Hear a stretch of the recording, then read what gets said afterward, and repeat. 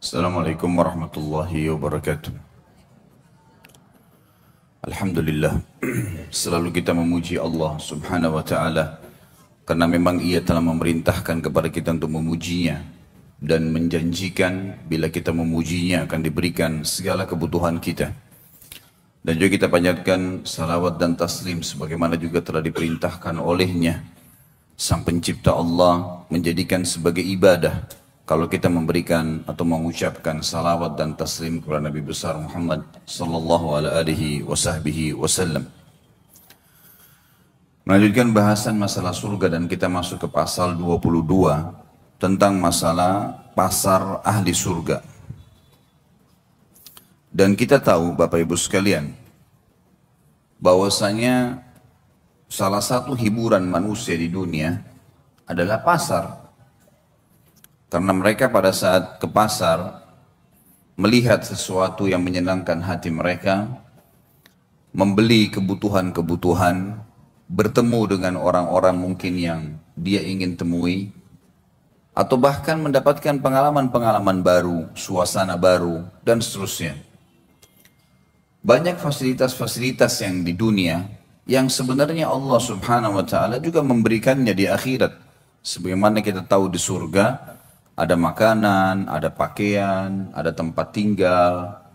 Hanya saja kondisinya berbeda. Situasinya berbeda. Seperti misal kasus pakaian yang pernah kita jelaskan dulu. Berbeda sekali. Pakaian ahli surga itu akan diletakkan oleh Allah yang maha tinggi dan maha pemurah di sebuah pohon. Yang pohon itu memiliki buah yang sebesar bentuk seperti delima tapi sangat besar. Kalau ahli surga ingin menggunakan baju atau mengganti baju mereka, maka secara otomatis pohon itu akan mendekat, terbuka, kemudian di dalamnya ada 70 gaun dengan 70 warna, dengan 70 model yang dia tinggal ingin dalam hatinya jenis tertentu atau warna tertentu, maka tiba-tiba terkenakan di badannya tanpa lagi harus dia buka, dia pasang, nggak ada lagi seperti itu. Jadi ada pakaian sebagaimana kata dunia tapi berbeda sisi kualitas ya. Terus metode caranya, situasinya berbeda semuanya. Dan pada saat pohon itu tertutup, ya semacam tanda kutip lemarinya ahli surga itu tertutup karena dia sudah memilih gaunnya. Kemudian dia ingin mengganti pada waktu yang seketika setelahnya, mendekat lagi tempat tersebut pada saat dibuka berubah lagi 70 gaun tapi beda warna, beda model, semuanya berbeda. Jadi setiap saat, dan itu khalidina fiha, kekal di dalamnya. Enggak ada lagi batas waktu. Bahkan dalam hadis dikatakan Nabi SAW bersabda, pakaian mereka tidak akan usang. Jadi walaupun baju itu kita pakai terus berhari-hari, bertahun-tahun pun, kalau hitungan dunia kita bahasakan tahun, di akhirat tentu tidak ada lagi hitungan waktu seperti ini. Dimensi waktunya berbeda gitu. Maka secara otomatis ya, tidak akan usang. Apalagi kalau diganti. Dan setiap saat makanan ahli surga sudah kita jelaskan panjang lebar. Buah, ada nama-nama seperti buah delima, buah kurma, buah anggur. Di dunia ada. Tapi ini cuma sama dari sisi nama. Bentuk, rasa, berbeda semuanya. Kurmahnya besarnya seperti tempayan. Sebesar apapun, mungkin sekarang kalau kita lihat kurma paling besar mungkin ambar. Itu seperti jari telunjuk seseorang di antara kita gitu kan. Ya mungkin digabungin 2 jari telunjuk itu maksimal. Nggak ada kurma yang lebih besar daripada itu. Tapi di akhirat 1 buah kurma seperti tempayan. Yang dia makan bukan karena lapar. Tapi dia sedang menikmatinya. Dia akan berhenti kalau dia ingin pindah ke kegiatan lain atau ke makanan lain. Nggak ada kenyang, nggak ada lapar.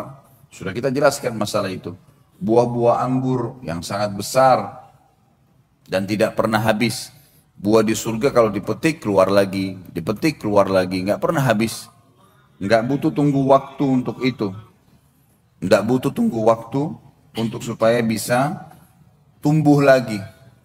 Bahkan ada hadis yang disebutkan oleh Nabi SAW, nanti ada orang di surga meminta kepada Allah agar bercocok tanam. Dia mau cocok tanam.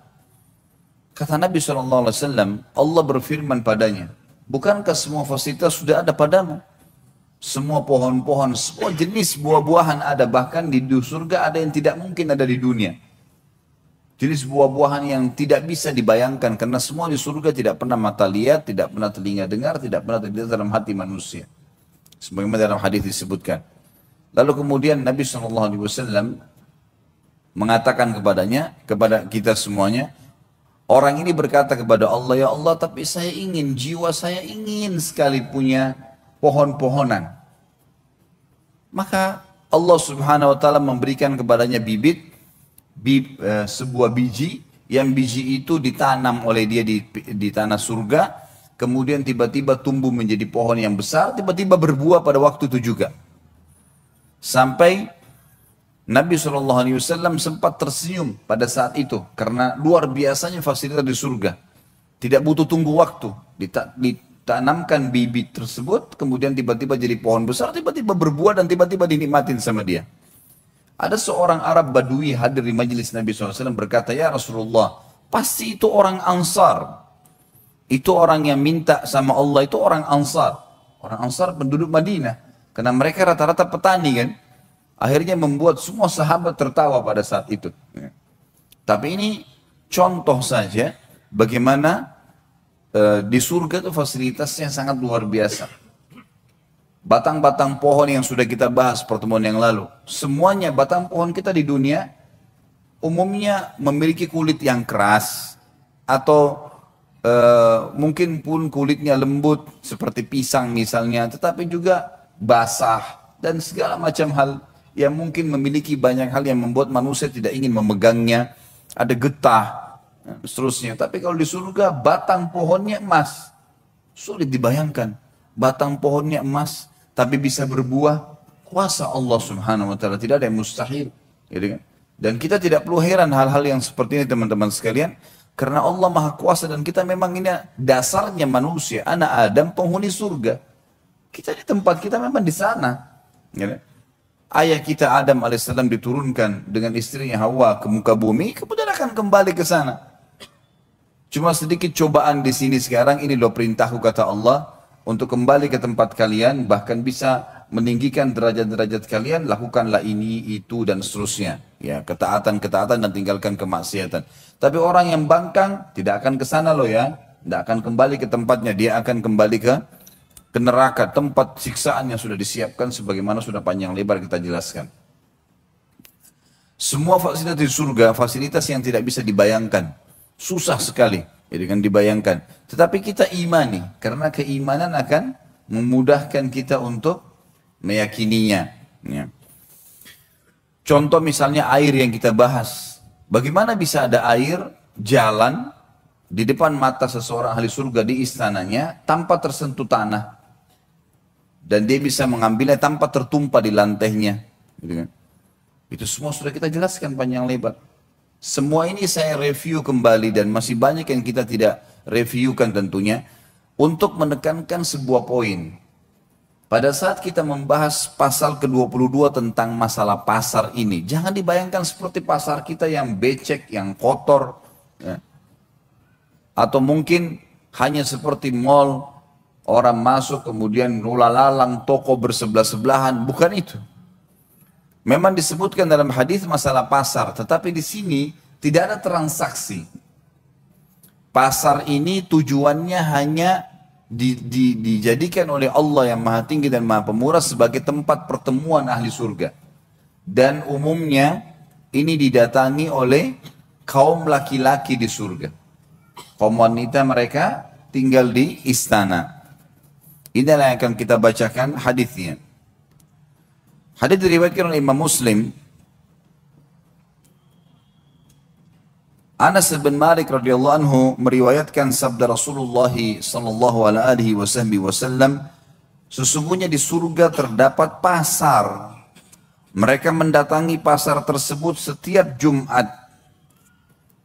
Lalu berhembuslah kepada mereka angin dari arah utara, dan hembusan angin tersebut mengenai wajah dan pakaian mereka sehingga mereka bertambah indah dan tampan. Ini jelas yang dimaksud adalah kaum laki-laki. Mereka bertemu, mereka keluar, mereka bertemu di situ. Kata sebagian ulama hadis maksudnya mereka saling kenalan, ya, satu sama yang lain. Karena ada kaum-kaum sebelum kita yang beriman. Kaumnya Nabi Nuh, kaumnya Nabi Shu'aib, kaumnya Nabi Saleh. Kita sama-sama di surga. Maka kita berkenalan sama mereka dan itu setiap Jumat. Tentu di surga sudah tidak lagi sholat Jumat, gitu ya. Tapi mereka bertemu. Satu-satunya ibadah yang tertinggal yang kita lakukan di dunia dan akan ada di surga adalah zikrullah. Karena kita selalu berzikir, bersyukur kepada Allah SWT pada saat itu. Kemudian mereka pulang menemui istri-istri mereka dalam keadaan semakin tampan dan mempesona. Berarti jelas ini kaum laki-laki ya. Karena para istri mereka menunggu di rumah atau di istananya. Melihat itu, istri-istri mereka berkata, demi Allah, engkau semakin bertambah indah dan mempesona setelah meninggalkan kami. Tadi baru keluar, menuju ke pasar, kemudian sekarang balik, tambah tampan, berubah. Ya. Ini bukan karena pergi salon suaminya, ya. Kemudian baru cukur baru. Ya. Enggak. Kadang-kadang orang kalau pergi salon, cukur balik, masih ada saja harus mandi, gerak. Enggak ada, ini tiba-tiba sudah sangat sempurna. Gitu. Enggak ada lagi orang jelek di surga. Enggak ada lagi orang jelek. Dan sebagaimana juga sudah dijelaskan, salah satu ciri ahli surga adalah mereka memiliki kulit yang sangat bersih. Ya. Enggak ada lagi orang yang memiliki kulit yang kotor, yang gelap. Semuanya sudah berubah. Dan pada saat itu Allah yang maha tinggi dan maha pemurah juga menjadikan para istri di istana-istana mereka berubah juga tiba-tiba menjadi lebih cantik dan lebih mempesona dari sebelumnya. Karena para laki-laki penghuni surga berkata, demi Allah, engkau juga semakin bertambah indah dan mempesona setelah kepergian kami. Dan ini sekali lagi ya, tanpa melalui proses. Dalam arti kata, ya Allah SWT ubah. Menjadi tiba-tiba lebih tampan, lebih segar, ya, lebih bersih, lebih rapi. Ya. Semuanya tiba-tiba seperti itu. Dengan kuasa Allah Subhanahu Wa Taala. Karena memang surga tempat kenikmatan. Makanya Imam Ahmad rahimahullah mengatakan, tempat istirahatnya orang mukmin di surga. Dan bumi ini, dunia ini bukan untuk istirahat. Salah. Kalau ada orang mukmin terus berlihai-lihai, malas, tidak sholat malam, tidak baca Quran, tidak hadir majelis ilmu, tidak puasa, maka ini orang yang salah ini. Karena dia harus tahu perbuatan-perbuatan ini membuat dia nanti mendapat derajat yang tinggi di surga. Di sana saatnya istirahat. Ya. Sekarang kita bekerja, seperti kita lagi keluar pagi, bekerja ke kantor, kita ikut jalan macet, apalah segala macam rintangannya, suka dukanya, hujan, segala macam, bekerja, capek, pulang malam istirahat di rumah. Rasionalnya begitu. Jadi memang saatnya kita bekerja, Ibu sekalian, jangan malas-malasan. Sholatlah, puasalah, ya, sedekahlah, zikirlah, bacalah Al-Quran, hafal Al-Quran itu. Jangan penyesalan nanti terakhir baru datang. Ini rugi sendiri kita nanti, ya. Karena penyesalan nanti terakhir teman-teman sekalian. Walaupun orang masuk ke dalam surga disepakati oleh para ulama, tidak ada orang di surga menyesal. Karena nikmat yang paling rendah pun di surga sudah membuat mereka sangat puas. Tetapi perlu kita renungin, selama kita masih hidup di dunia dan kita punya peluang untuk meninggikan derajat kita, kenapa enggak? Kenapa tidak kita lakukan? Apa sih yang membuat tidak mau sholat duha, tidak mau sholat sunnah qobliyah, tidak mau sholat sunnah ba'diyah? Berapa lama dikerjakan? Dan itu kalau dinikmatin akan jadi nikmat itu. Sampai Nabi SAW mengatakan dalam hadis, innama ju'ila qurratu aini fis shalah. Allah telah menjadikan kenikmatan hidupku di sholat. Di atas skalanya sholat bagi dia. Sallallahu alaihi wasallam. Dan kita pengikutnya. Harusnya kita mencontohi beliau. Sholat itu nikmatin Bapak Ibu sekalian. Dari takbir Allahu Akbar. Tenang. Baca iftitahnya pelan. Al-Fatih pelan. Jadikan betul-betul sebuah pertemuan mulia antara kita dengan Sang Pencipta Allah. Tanda kutip di sini. Karena kita komunikasi dengan Allah Subhanahu wa taala dengan salat gitu kan. Karena salat itu memang doa. Ya, seseorang sedang menyampaikan, sedang komunikasi dengan Tuhannya. Dalam sebuah hadis sahih dikatakan kalau seorang hamba mengatakan Alhamdulillah, Allah menjawab dari langit, habadani abdi, hambaku memuji-muji saya. Memang ada respon. Kita kalau ruku kita mengatakan Subhana rabbiyal azim, maha suci Tuhanku yang maha agung. Sami Allahu liman hamida, Allah telah mendengar siapapun yang memujinya. Rabbana walakal hamd, segala puji bagimu wahai Tuhan kami. Sujud Subhana rabbiyal a'la, maha suci Tuhanku yang maha tinggi. Memang kita sedang komunikasi. Tahiyat at-tahiyatu lillah. Semua ucapan baik yang kami ucapkan untuk Allah. Jadi semuanya memang komunikasi seorang hamba dengan sang pencipta Allah. Maka harus nikmatin. Ya. Jangan bermalas-malasan. Malas ini adalah penyakit yang harus dijauhi. Dan tidak layak dipredikatkan atau bahkan melekat pada seseorang mukmin dan mukminah. Tidak boleh. Saatnya kita bekerja. Gitu kan. Nanti di surga akan ada balasan yang membuat kita puas. Kata Allah dalam Al-Quran, فَلَسَوْفَ يَرْضَى. Semua orang-orang yang berbuat ketaatan itu nanti dia akan ridha. Dia akan luar biasa puas. Bahkan ya, mereka berharap kalau bisa kembali ke dunia supaya mereka mengulangi amal-amal soleh dan memaksimalkannya. Ya, kemudian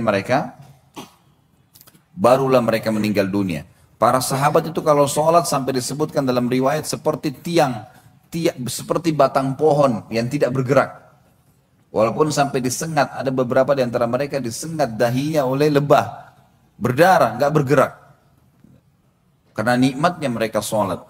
Ada di antara mereka dikena anak panah, berdarah, tidak bergerak. Gitu.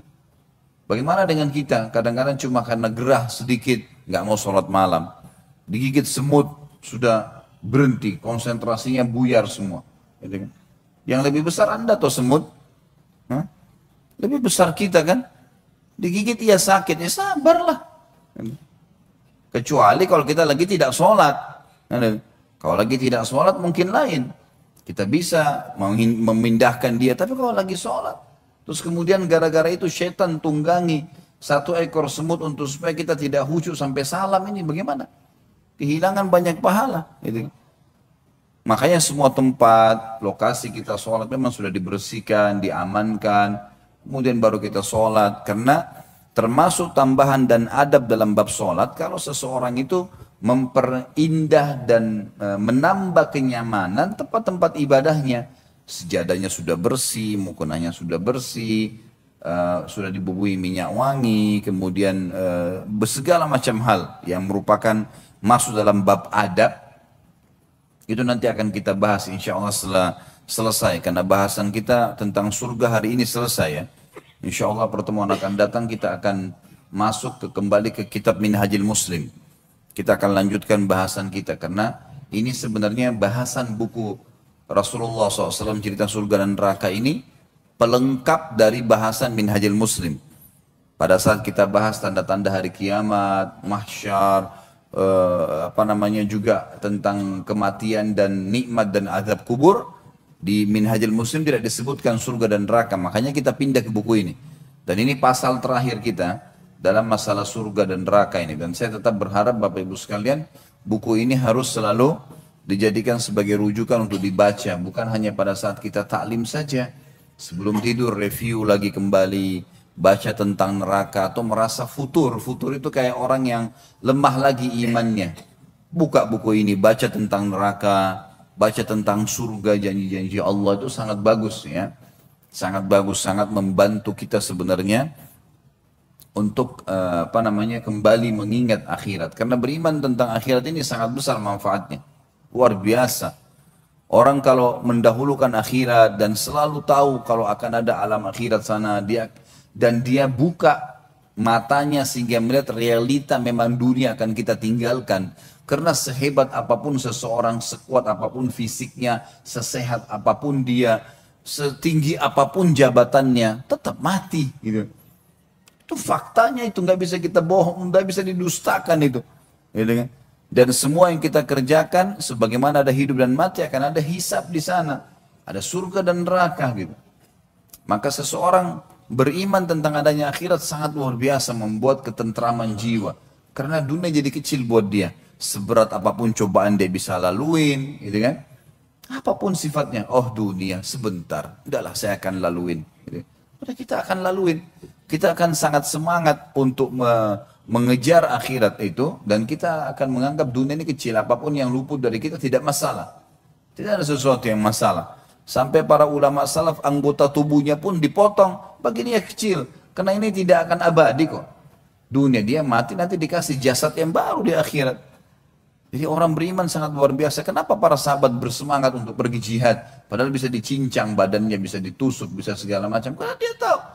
Dia sangat yakin kalau ditusuk nanti saya akan menuju kepada kehidupan abadi itu. Dan semua yang dijanjikan ini pasti ada. Innallaha la yukhliful mi'ad. Allah nggak bakal mungkin pungkiri janjinya. Gitu kan? Waman asdaqu minallahi qila. Siapa yang lebih jujur daripada Allah dalam penyampaian? Nggak mungkin salah. Nggak mungkin salah. Dan sudah pernah saya bilang, ketaatan-ketaatan yang kita lakukan Bapak Ibu sekalian, hanya kita lakukan dengan menikmatinya dan sabar sebentar. Mati masuk surga. Maksiat tidak usah dikerjakan. Nggak ada manfaatnya buat kita sama sekali. Dibenci sama Allah, dibenci oleh manusia, efek jerahnya besar. Lalu untuk apa? Toh juga setiap kemaksiatan yang dilarang itu, jumlahnya lebih sedikit daripada yang diperintahkan atau gantinya. Kalau Allah haramkan, misal daging hewan tidak boleh dimakan, semuanya jenis hewan. Allah ciptakan miliaran hewan. Lalu Allah berikan kita hawa nafsu mau makan daging. Susah, memang berat. Tapi enggak, Allah haramkan babi, Allah ganti dengan sapi, ayam, kuda, kelinci, ikan, banyak gantinya. Lalu untuk apa kepada yang haram yang sedikit itu untuk apa? Khamr dilarang. Baik, ada gantinya susu, sirup, madu, banyak gantinya. Terus kenapa harus nyorot yang sedikit itu? Gitu. Sementara orang kalau lakukan kemaksiatan, Allah benci dan akan ada hukumannya.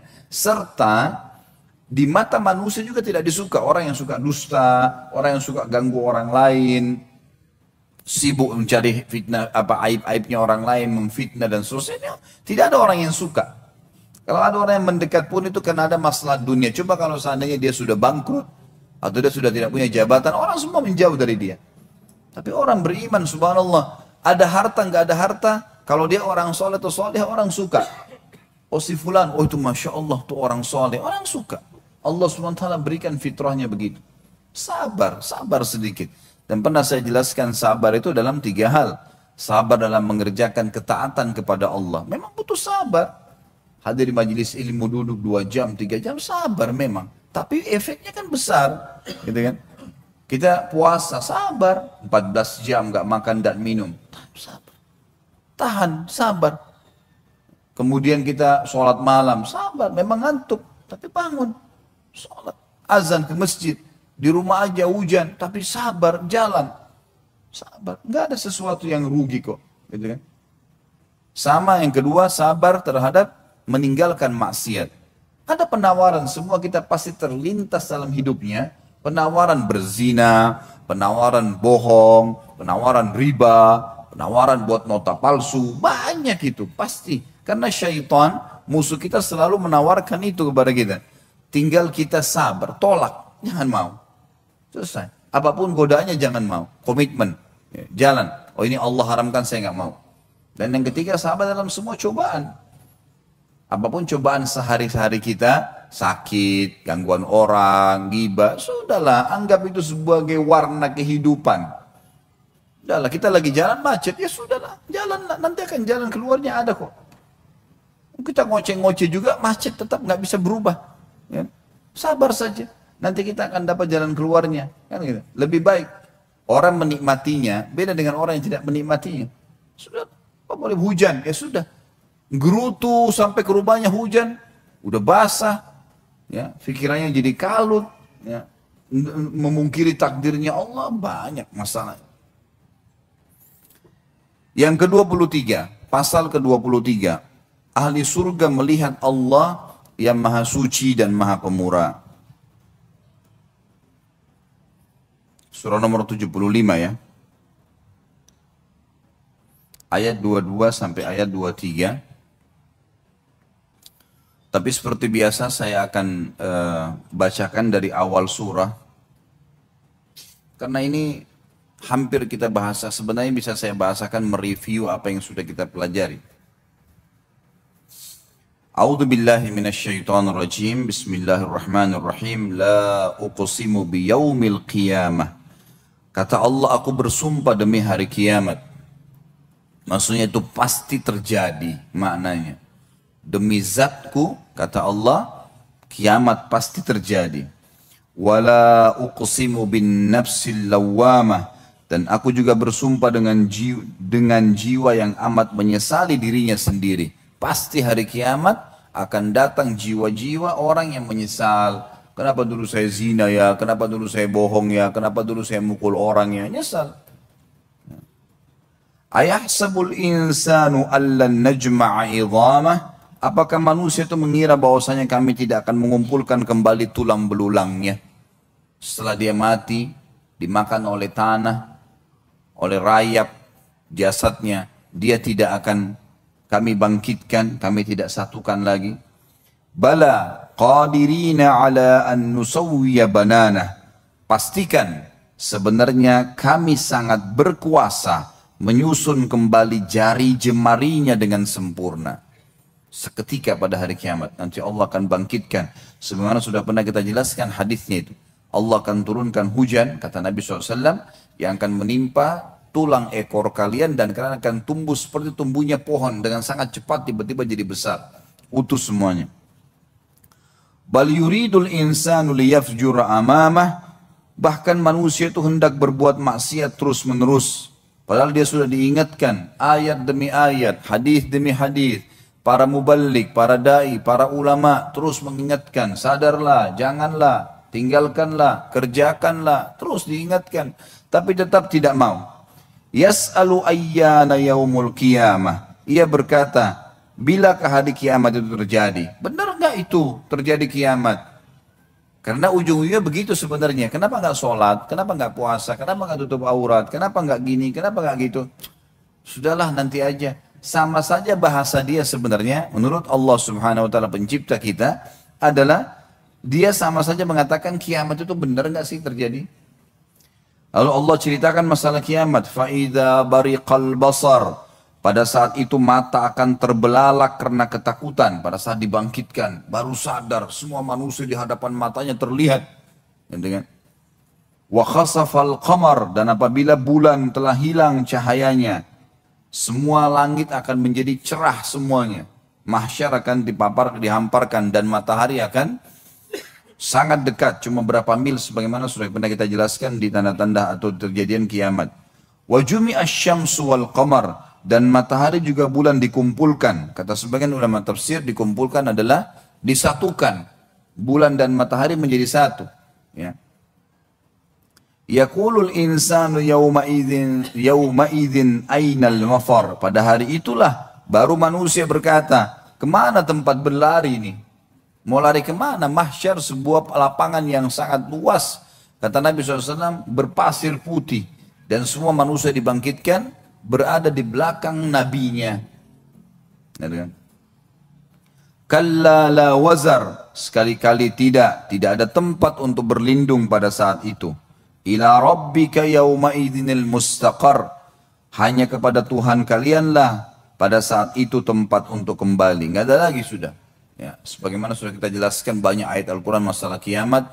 Langit akan terbelah. Kemudian malaikat-malaikat akan memenuhi langit. Bagaimana mereka menggiring dan mengawasi manusia pada saat itu dengan jumlah yang sangat banyak. Yunabba'ul insanu yawma idzin bima qaddama wa akhar. Pada hari itulah manusia akan diberitahukan apa yang pernah dia kerjakan yang lalu dan apa yang telah dia lalaikan. Balil insanu ala nafsihi basirah. Manusia itu menjadi saksi atas dirinya sendiri. Walau alqa ma'adhirah. Meskipun dia mengemukakan alasan-alasannya. Ada sebuah hadis dia disebutkan, kalau ada orang nanti datang hari kiamat, diberikan kesaksian, ini loh buku amalmu, saya nggak percaya. Ini malaikat yang menyaksikan, saya nggak percaya. Ini tembok, tanah, udara, segala, saya nggak percaya. Siapa yang kau percaya? Diri saya sendiri ya Allah. Allah kunci mulutnya, lalu Allah buat semuanya bicara. Matanya bilang iya saya melihat, telinganya bilang iya saya mendengar, tangannya bilang iya saya menjamah, kemaluannya bilang iya saya menyentuh, kakinya mengatakan iya saya melangkah, semuanya. Setelah itu baru dia mengatakan, dalam Al-Quran diceritakan, A'udzubillahi minasyaitonirrajim, lima syahidtum alaina. Kenapa kalian ini menjadi saksi buat diri sendiri? Apa jawaban anggota tubuhnya? Antakanallahu alladhi antaka kulla syai'. Allah lah yang telah membuat kami berbicara, yang membuat segala hatunya bisa berbicara. Jadi jangan bodoh teman-teman sekalian. Jangan kita selalu bodoh menganggap kalau mata kita lihat haram, oh berarti saya tidak ada yang tahu, cuma saya sendiri. Nah, gimana cara? Mata itu fasilitas yang Allah kasih. Gitu kan? Telinga itu fasilitas yang Allah kasih. Dan dia sebenarnya kalau bukan karena Allah sudah tundukkan dan dia bisa bicara, dia akan menghardik kita. Gitu. Kau salah gunakan saya nih. Kau akan membuat saya disiksa nanti oleh Allah. Sama dengan sebagian ulama mengatakan makanan dan minuman kalau bisa berbicara, maka dia akan mengatakan kalau orang mukmin, saya berterima kasih, saya bersyukur sama Allah karena saya menjadi bagian dari tubuhmu. Dan kalau dia orang kafir atau fasik, karena sudah terlanjur Allah tundukkan makanan dan minuman itu buat kita, akan berkata, kalau bukan karena takdirnya Allah, saya nggak sudi menjadi bagian tubuhmu. Jangan konyol teman-teman sekalian. Semua anggota tubuh ini tidak ada andil kita sedikit pun di sepotong kulit kita. Di satu lembar bulu alis kita. Apa andil kita di situ? Ada sesuatu. Di gigi kita. Itu cuma tahu pakai sebagai fasilitas. Bagaimana kita tidak sadari kalau ini ada pemiliknya? Hah? Apa andilnya Bapak Ibu sekalian di bulu mata kita satu lembar? Di satu lembar rambut kita? Gak ada sama sekali. Kita sama sekali nggak ada, orang cuma pakai fasilitas seperti mobil sudah siap tinggal starter jalan. Bagaimana kita nggak menyadari kalau itu ada pemiliknya? Allah Subhanahu Wa Taala akan memang diminta pertanggungjawaban. Gunakan pada yang diinginkan oleh Sang Pencipta Allah, maka akan aman. Lanjutannya, la tuharrik bihi lisanaka lita'jala bih. Janganlah kamu menggerakkan lidahmu untuk membaca Al-Quran karena hendak cepat-cepat menguasainya.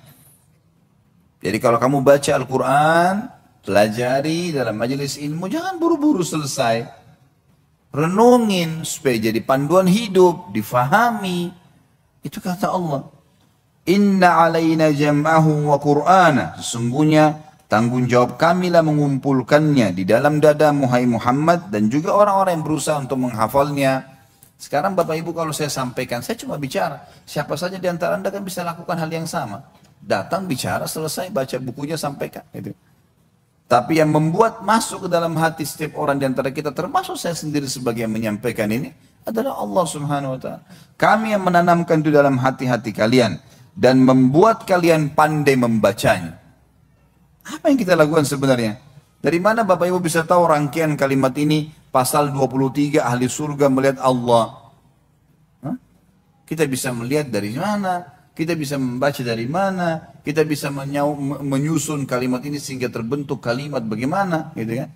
Sampai banyak dalam ayat Al-Quran diceritakan, waqtilafi alsinatikum wa alwanikum, di perbedaan kalimat-kalimat kalian, bahasa-bahasa kalian, dan warna kulit kalian, postur tubuh kalian ada tanda-tanda kebesaran kami.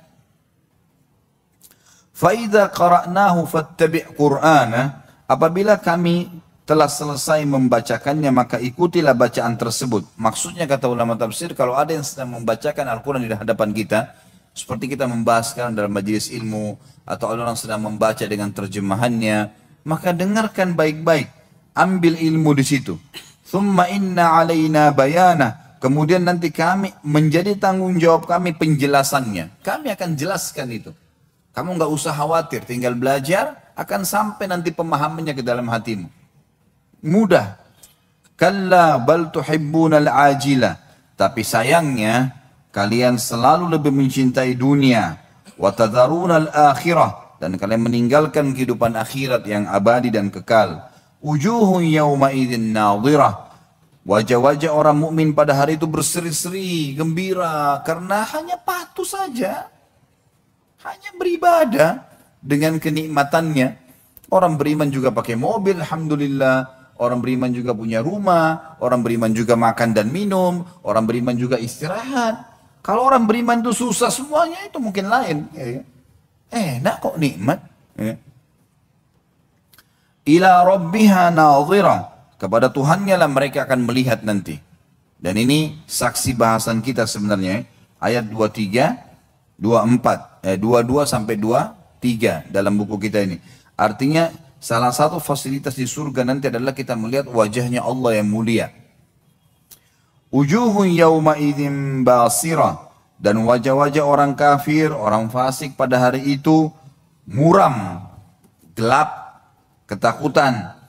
Tadhunnu an yuf'ala biha faqirah. Mereka yakin bahwasanya mereka akan ditimpahkan malapetaka yang amat dahsyat. Karena mereka sudah saksikan orang teriak, orang dilemparkan ke api neraka, gemuruh api neraka yang sangat besar. Sebagaimana sudah kita jelaskan semua di bab masalah neraka, masalah itu. Kalla idza balakatit taraqi. Sekali-kali jangan apabila nafas seseorang, jangan tunggu maksudnya. Sekali-kali jangan kalian tunggu pada saat nafas seseorang telah mendesak sampai ke kerongkongan. Kalau sudah mati, malaikat maut sudah datang lagi proses penarikan, baru mau nyesal. Saya sudah bilang fakta depan mata pasti mati. Dan orang teman-teman sekalian tidak tunggu ruangan ICU baru mati. Nah, coba di sini yang sudah tahu rumah sakit atau mungkin ada teman-teman kita dokter, berapa ruangan ICU di rumah sakit? 2, 3? Ada rumah sakit punya 10 ruangan ICU? Kenapa jumlahnya sedikit? Berarti orang yang masuk ICU sedikit. Lebih banyak orang yang di luar rumah sakit kan? Jadi jangan mengkhayal nanti saya masuk ICU baru mati. Enggak. Lebih banyak orang mati yang tidak masuk ICU. Banyak. Orang yang lagi cangkul sawahnya, orang yang lagi jalan. Ada orang keluar naik bus, satu bus jatuh di jurang, mati seketika. Sehat semua. Gak ada hubungan sama ICU itu. Jadi nanti berpikir, oh kalau ada kerabatnya masuk rumah sakit, lagi jenguk orang sakit, oh nanti kalau saya seperti ini baru saya mati. Enggak. Bisa saja kita lebih dulu mati daripada orang yang di ICU itu. Jangan terlalu banyak mengkhayal nih. Coba menutup mata kita dan hati kita dari realita lapangan. Ini nggak bisa ini. Jangan bohongi diri sendiri. Itu upaya syaitan mengelabui kita. Fakta ada Bapak Ibu sekalian. Hati-hati. Kata Allah SWT, Kalla idha balagatit taraqiyah. Jangan sampai tunggu kalau kerongkongan sudah terdesak dengan nafas. Ditarik ruhnya. Wakila marraq. Dan dikatakan kepadanya, siapa yang dapat menyembuhkanmu? Ada yang bisa tolong kau sekarang? Malaikat akan bilang sama dia. Wa dhanna annahu al-firaq. Dan dia yakin pada saat itu dia akan berpisah dengan dunia. Dia sudah tahu dia akan mati. Wal taffatis saqu bis-saq. Dan akan bertaut betis kiri dan betis kanan. Kata sebagian ulama tafsir, ini maksud adalah kalau malaikat maut sudah mencabut ruh karena tegangnya dia, maka kedua betisnya akan menjadi tegang, ya, mengeras. Ila rabbika yauma idzinil masaq, dan kepada Tuhanmu lah pada hari itu kamu akan dihalau. Maksudnya di hari kiamat dibangkitkan, akan dihadapkan di hadapan Allah Subhanahu wa taala. Fala saddaqa wala shalla, dan ia tidak mau membenarkan Rasul dan Al-Qur'an dan tidak mau juga mengerjakan salat. Walakin kadzdzaba wa tawalla, tapi selalu mendustakan Rasul dan berpaling dari kebenaran. Thumma dhahaba ila ahlihi yatamatta. Kemudian ia pergi kepada keluarganya dengan berlagak dan sombong. Kalau diingatkan, kenapa nggak sholat, kenapa nggak gini? Ya, nggak usah tuh gampang. Sombong, ya. Aula laka fa'aula, kecelakaan bagimu hai orang-orang kafir dan orang fasik, dan kecelakaan bagimu nanti. Thumma aula laka fa'aula. Kemudian kecelakaan akan menimpahmu, dan kecelakaan pasti menimpahmu. Sampai 4 kali Allah ulangi. Kata sebagian ulama tafsir, bisa saja di ayat yang sebelumnya, di ayat yang 34 itu untuk dunia, kecelakaan akan datang di dunia untukmu, dan juga kecelakaan akan datang untukmu di akhirat nanti. Ayahsabul insanu an yutraka suda. Apakah manusia mengira bahwasanya mereka akan dibiarkan begitu saja tanpa pertanggungjawaban? Alam yakun nutfatan min mani yumna. Bukankah dia dulu tadinya setetes mani yang hanya ditumpahkan ke dalam rahim. Bapak yang sudah tahu masalah spermanya yang segumpal, itu isinya ada miliaran sperma kecil. Sperma kecil itulah ya, yang lebih kecil dari debu yang kita jadi darinya. Dari mana asalnya? Dari situ saja. Apa yang mau disombongkan? Allah jelaskan masalah itu. Thumma kana 'alaqatan fa khalaqa fa sawwa. Kemudian mani itu menjadi segumpal darah lalu Allah menciptakan dan menyempurnakannya. Semua manusia siapapun kita, mau dia raja, mau dia tukang sampah, mau dia orang miskin, sama saja. Semua sama sumbernya. Allah yang membuat beragam macam warna kehidupan itu. Sperma yang kecil, di kepalanya sperma yang lebih halus dari debu, ada lagi inti daripada sperma itu sendiri. Di situ manusia lebih kecil lagi. Kemudian sel telur juga lebih halus dari debu, melengket di rahim. Lalu sperma itu seperti mengetahui ada sinyal. Para ilmuwan cuma mengatakan ini seperti ada perintah rahasia yang entah dari mana dan sangat cerdas. Sehingga sperma bisa mengetahui di mana sel telur, kemudian berubah. Pada saat bertemu, ekornya sperma akan tercabut, karena kalau tidak dia akan merusak sel telur tersebut. Kemudian yang masuk cuma bagian kepala dan membuka sehingga inti sperma masuk. Dan mulailah menjadi bergerak sel hidup. Kemudian mulai bergerak menjadi gumpalan darah, kata Allah. Thumma kana 'alaqa. 'Alaqa ini lebih tepatnya adalah benda yang melekat dan sangat kuat. Karena begitu sperma sudah menemui sel telur, dia akan melekat sangat kuat, ya kan? Sangat kuat di dinding rahim. Faja'ala minhu az-zawjayn adh-dhakara wal untha, dan Allah menjadikan dari kejadian seperti itu pasangan laki-laki dan perempuan. Lahir anak perempuan, lahir anak laki-laki, lalu kemudian Allah nanti pertemukan mereka dengan rasa suka, menikah, punya keturunan lagi, begitu terus Allah jadikan ciptaannya. Apa yang kira-kira membuat kita masih memungkiri semua ini? Jelas ada penciptanya. Gitu kan? Kira-kira setelah bahasan-bahasan seperti ini, apalagi yang membuat kita ragu? Apalagi yang membuat kita tidak mau beriman? Padahal tinggal mudah. Orang beriman itu dimanja loh sama Allah. Tinggal bangun tidur, kerjakan yang diperintahkan, dapat fasilitasnya. Selesai. Mudah sekali. Dan syaitan itu mudah untuk dilawan. Dia gejolakan, tolak. Selesai urusan. Kita kalau mau azan, mau ke masjid, lalu syaitan bisikin, nanti aja, di rumah aja. Enggak, saya nggak mau. Terus syaitannya bisa menjelma. Mau cekik kita, jangan kau ke masjid. Nggak bisa buat apa-apa. Kamu berzina itu begini tuh cantik itu gagah gini. Enggak, saya nggak mau. Semua jadi apa syaitannya? Mau ngapain? Narik-narik celana kita? Enggak. Nggak bisa buat apa-apa kok. Gampang kan? Tinggal tolak, selesai. Dan menolak maksiat ada pahalanya. Mengerjakan ketaatan ada pahala, meninggalkan dan menolak dosa ada pahalanya. Ibadah. Kata Allah Subhanahu wa taala di ayat terakhir ayat 40, "Alaisa dzalika biqadirin ala an yuhyiyal mauta." Bukankah Allah yang sudah menceritakan dan memperkenalkan dirinya tadi semua, dia yang menciptakan ini, dia yang menciptakan itu, dia yang begini, dia yang begitu, semua disebutkan. Itu mampu ya untuk menghidupkan sesuatu yang mati. Jelas semua. Ya. Baik. Itu dari surah Al-Qiyamah, 40 ayat kita bacakan karena memang sangat berhubungan dengan bahasan kita sebenarnya, tapi saksi bahasan kalau orang-orang beriman di surga akan melihat Tuhannya. Dan ini nikmat terbesar di surga. Kita dengarkan penyampaian baginda Nabi SAW dalam hadis Bukhari Muslim. Abu Hurairah radhiyallahu anhu menceritakan, sahabat pernah bertanya, wahai Rasulullah, apakah kita akan melihat Rob kita pada hari kiamat? Atau apakah kami akan melihat Rob kami pada hari kiamat? Maka Rasulullah SAW balik bertanya, apakah kalian kesulitan melihat bulan pada bulan purnama?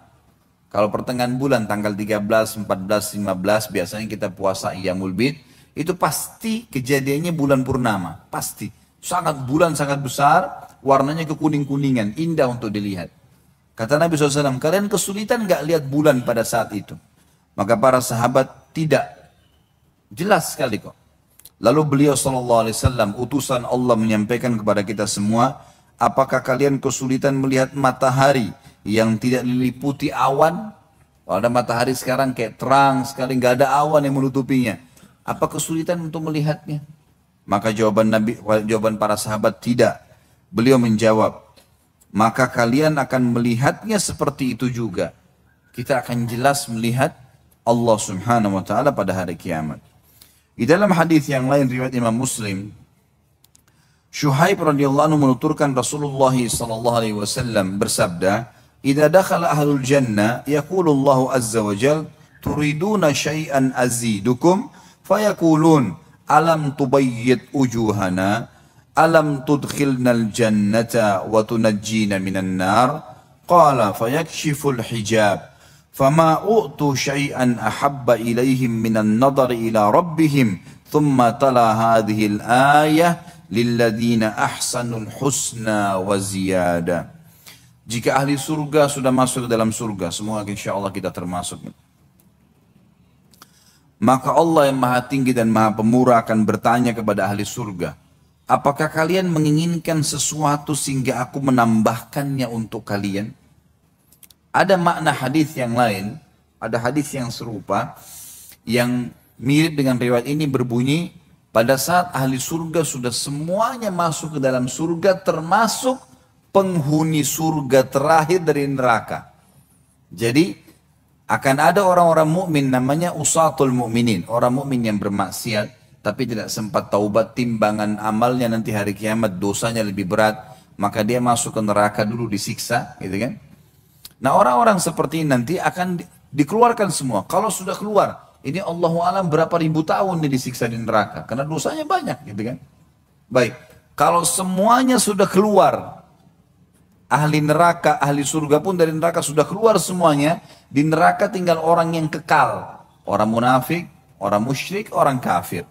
Tiga ini pasti kekal di dalamnya. Baik, mereka sudah keluar semua. Maka Allah yang maha tinggi dan maha purah mengumpulkan ahli surga lalu bertanya, apakah kalian sudah puas dengan apa yang aku berikan?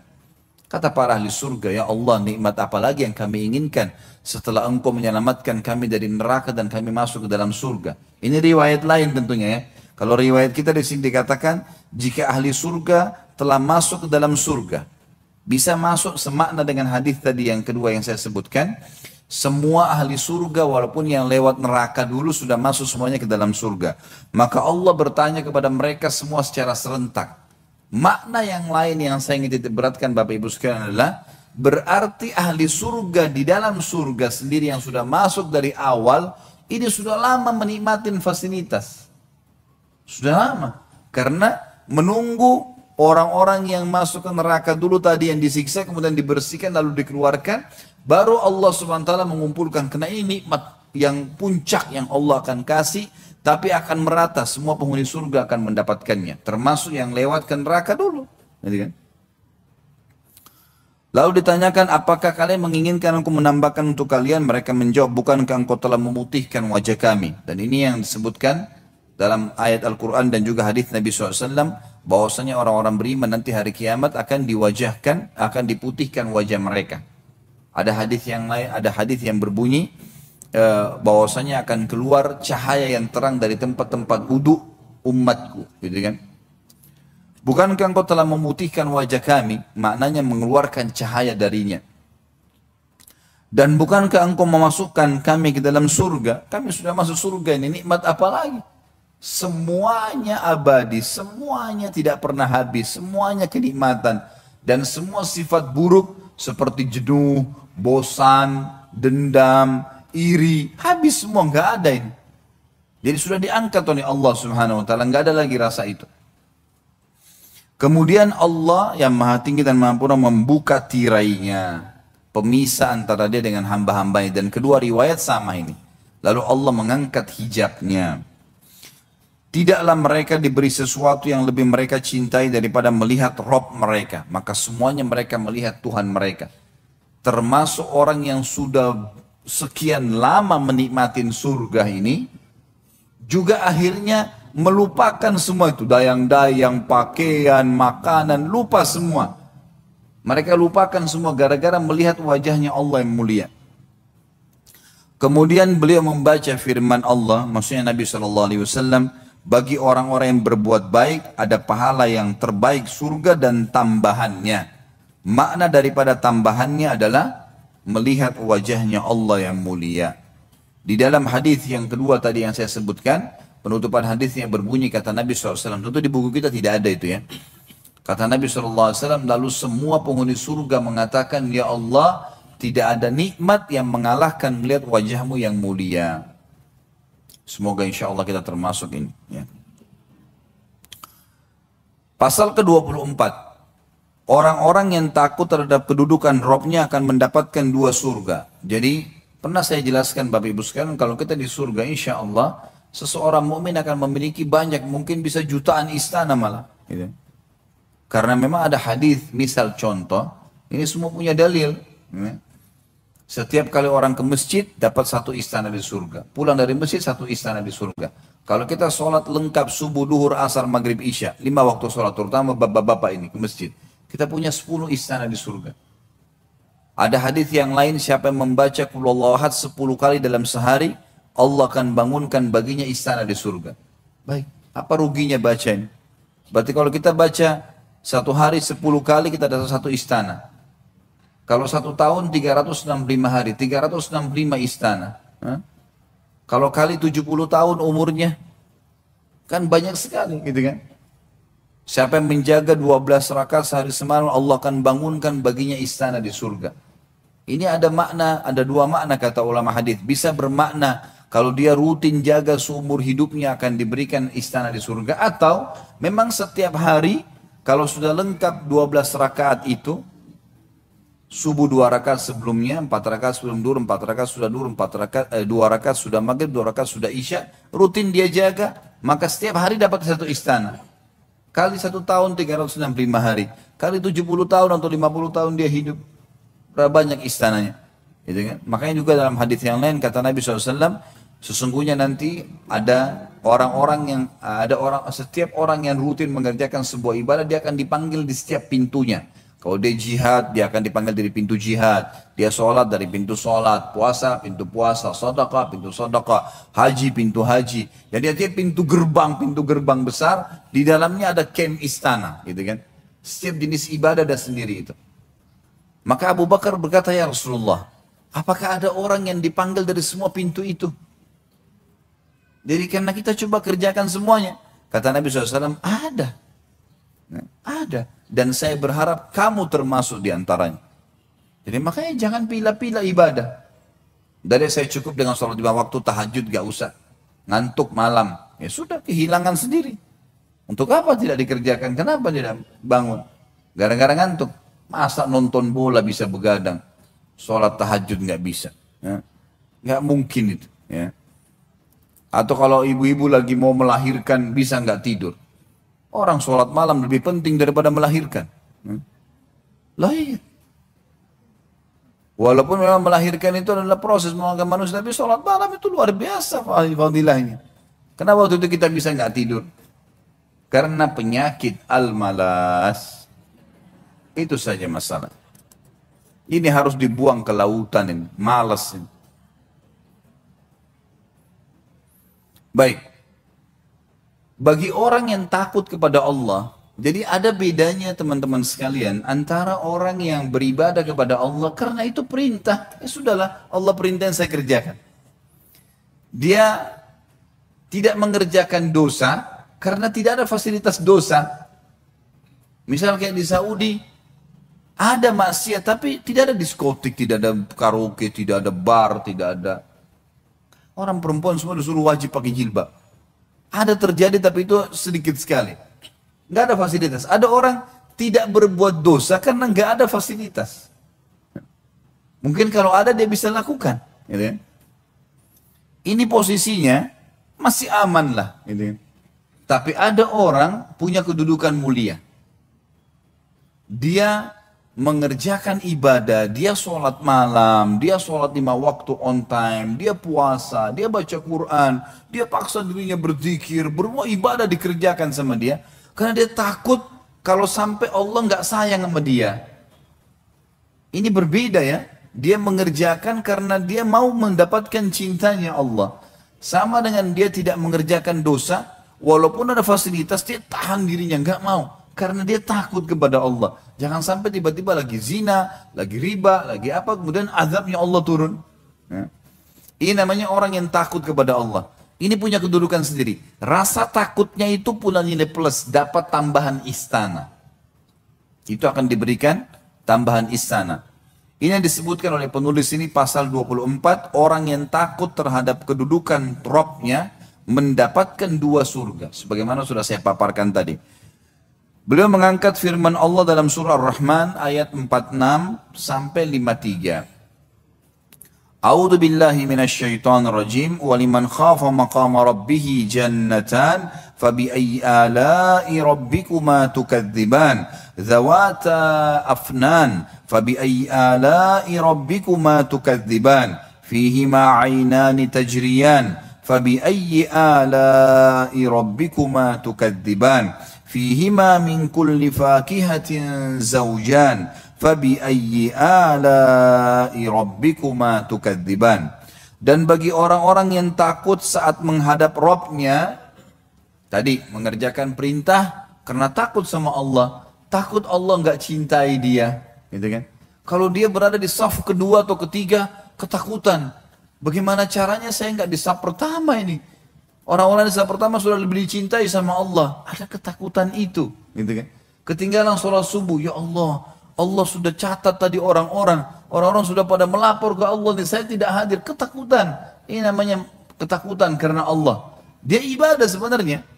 Beda dengan orang yang sholat subuh di masjid atau enggak, ya sudahlah, nggak apa-apa, besok aja saya kerjain. Biasa-biasa saja. Ini rasa takut ini punya nilai plus ya. Dia buat dosa, godaan besar, lawan, nggak mau, saya nggak mau. Apapun konsekuensinya. Oh ini orang gagal, ini orang cantik, saya tergoda, enggak, saya nggak mau. Saya sudah bilang tadi, syaitan nggak bisa buat apa-apa kok. Cuma bisik-bisikin, redam dia, lawan. Bisa, kita bisa kalau nggak mau. Cari aktif, kalau mau, kita aktivitas. Cara aktivitas yang lain insya Allah, baca isti'adzah. Sibukkan diri dengan ibadah, insya Allah akan terjaga. Maka orang takut berbuat dosa karena takut Allah hukum, akan ada nilai sendiri.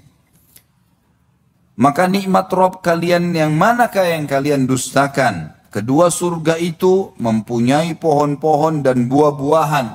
Artinya fasilitas di dalamnya bagus sekali.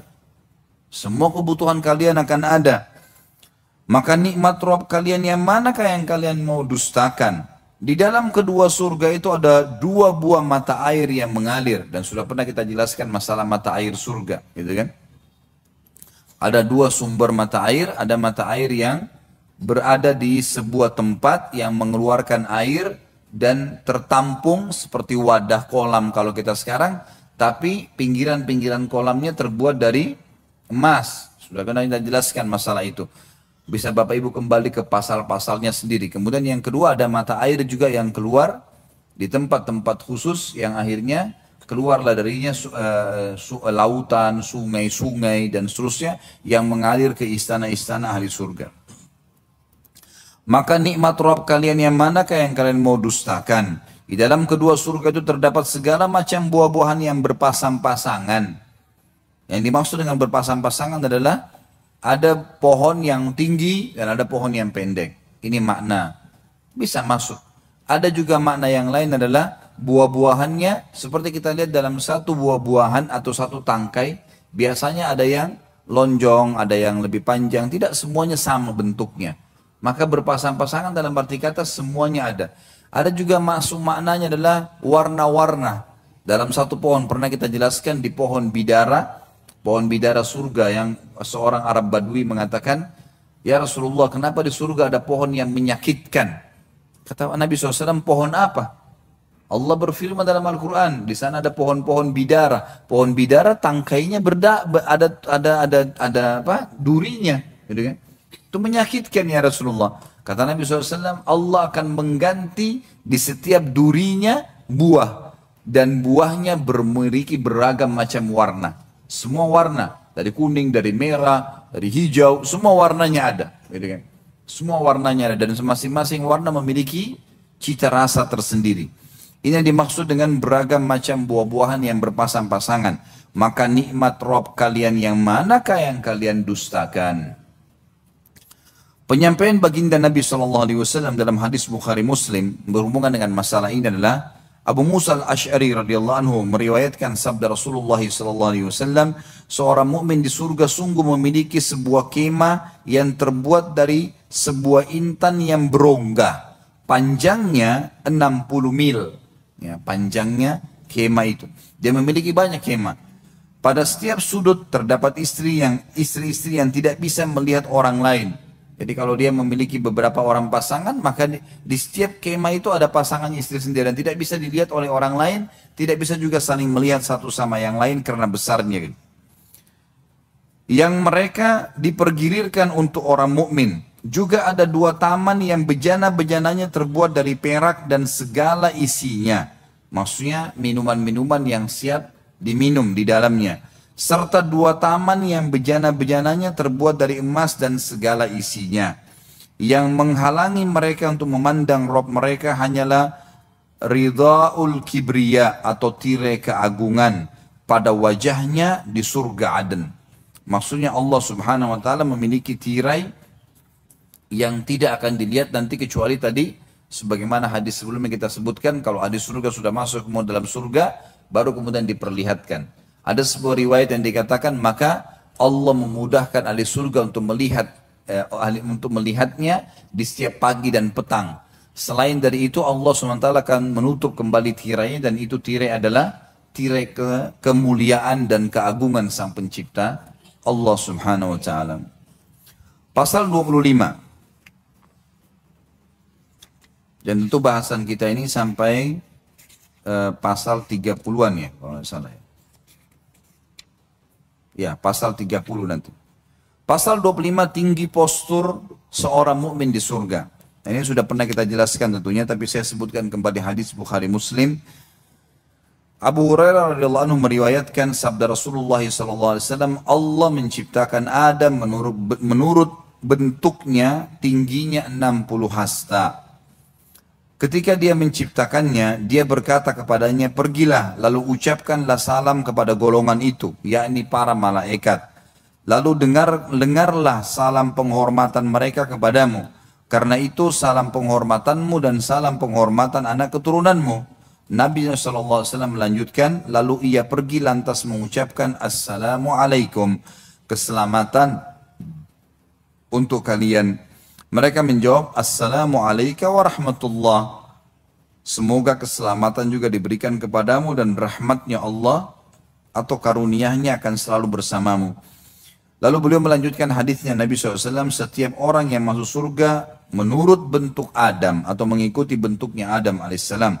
Tingginya 60 hasta, bentuk tubuh itu terus menerus berkurang sejak setelah penciptaan ini itu hingga sekarang. Maksudnya di dunia Adam alaihissalam 60 hasta. Makin dekat kiamat makin pendek. Dan memang manusia makin memendek postur tubuhnya. Makanya sekarang kalau ada orang tingginya 2 meter itu sudah kita anggap sangat tinggi kan. Kita kaget, kagum kadang-kadang. Atau mungkin 2,5 meter. Kalau di zaman dulu itu kecil sekali. Nabi Adam alaihissalam 60 hasta ya. Berarti 27,5 meter. Tingginya alaihissalatu wassalam. Dan kita nanti di akhirat akan kembali dengan poster itu. Makna daripada potongan hadis terakhir ini, dan akan terus berkurang sampai hari ini, maksudnya sampai menjelang kiamat, mereka terus akan memendek poster tubuhnya sampai nanti di akhirat dibangkitkan kembali dengan poster awalnya Adam alaihissalam. Pasal ke-26, keridhaan yang abadi. Di dalam surah Al-Imran, silakan dibuka surah Al-Imran-nya. Ayat 15. Ini tentu surah nomor 3. A'udzu billahi minasyaitonir rajim. Qul a'unabbi'ukum bi khairin min dzalikum lilladzina ittaqaw 'inda rabbihim jannatun tajri min tahtiha al-anharu khalidina fiha. جنات تجري من تحتها الأنهار خالدين فيها وأزواج مطهرة ورضوان من الله والله بصير بالعباد Untuk orang-orang yang bertakwa kepada Tuhannya, maukah saya beritahukan kepada kalian sesuatu yang lebih baik daripada kehidupan dunia kalian ini? Untuk orang-orang yang bertakwa, patuh kepada Tuhannya, pada sisi Rabb mereka ada surga yang mengalir di bawahnya sungai-sungai. Mereka kekal di dalamnya dan mereka dikaruniai istri-istri yang disucikan serta keridhaan Allah. Yang kita garis bawahi, keridhaan Allah ini saksi bahasan. Masalah pasangan hidup sudah kita jelaskan dulu di sifat para wanita ahli surga. Dan Allah maha melihat hamba-hambanya. Kemudian selanjutnya surah Al-Bayyinah, surah nomor 98 ya. Ayat 7 dan ayat 8. A'udzu billahi minasyaitonir rajim. Innal ladzina amanu wa amilus solihati ulaika hum khairul bariyah. جزاؤهم عند ربهم جنات عدن تجري من تحتها الأنهار خالدين فيها جنات عدن تجري من تحتها الأنهار خالدين فيها أبدا رضي الله عنهم ورضوا عن ذلك لمن خشي ربه. Sesungguhnya orang-orang yang beriman dan mengerjakan amal saleh, mereka itu adalah sebaik-baik makhluk. Jadi kalau ada pemahaman teman-teman sekalian, orang beriman itu buruk, orang beriman itu begini dan begitu, itu salah semuanya. Orang beriman adalah sebaik-baik makhluk. Kalau ada orang beriman satu yang pakaiannya kotor atau kata-katanya kasar, itu dia secara individu. Karena Allah nggak pernah perintahin itu kok. Allah perintahin kebaikan. Suruh bersih, suruh rapi, suruh baik. Balasan mereka di sisi Rabb mereka adalah surga Aden yang mengalir di bawahnya sungai-sungai. Mereka kekal di dalamnya selama-lamanya. Allah ridho terhadap mereka dan mereka pun ridho kepadanya. Yang demikian itu adalah balasan bagi orang-orang yang takut kepada Rabb-nya. Baik, untuk lebih jelasnya kedua ayat ini kita akan bacakan sabda Nabi Sallallahu Alaihi Wasallam yang merincikan masalah kita, masalah ridhonya Allah itu. Di dalam hadis Bukhari Muslim, Abu Sa'id Al-Khudri radhiyallahu anhu meriwayatkan sabda Rasulullah Sallallahu Alaihi Wasallam, Inna Allah Azza wa Jal yaqulu li ahli al-jannah, ya ahlal jannah, fayakulun labbaika wa rabbana wa sa'daik, wal khairu fi yadaik, fayakulu harraditum, fayakulun wa ma lana la narda ya rabbana, wa qad a'taytana ma lam tu'ti ahadan min khalqik, fayakul, ala u'tikum afdala min dhalik, fayakulun wa ayyu syai'in afdal min dhalik, fayakul uhillu alaikum ridwani fala askhatu alaikum ba'dahu abada. Allah berfirman kepada ahli surga, wahai ahli surga. Mereka menjawab, kami memenuhi sebenarnya, lebih tepat ya, kami memenuhi panggilanmu wahai Rabb kami. Lalu Allah bertanya, apakah kalian sudah ridha? Sudah terima belum? Ridha ini maknanya kalau di Indonesia kan Bapak Ibu sekalian, di atas pemberian. Jadi gini, kalau ada orang butuh uang 1 juta, kemudian kita tanya dia, apa sebenarnya yang kamu lakukan? Oh, saya tidak ada kegiatan, saya cuma mau bayar utang 1 juta. Lalu kemudian kita memberikan dia 10 juta. Ini loh, 10 juta. Kamu ambil uang ini, jadikan sebagai modal. Maka pada saat itu, karena seseorang diberikan di atas kebutuhan dia akan ridho. Ridho ini penerimaan diikuti dengan kepuasan sepenuhnya. Gitu. Maka Allah tanya, apa kalian sudah ridho? Sudah puas nggak dengan semua ini yang saya berikan? Ya. Maka mereka berkata ahli surga, dan ini menandakan ahli surga sudah sangat luar biasa iman mereka karena mereka tidak memungkiri nikmatnya Allah. Ya.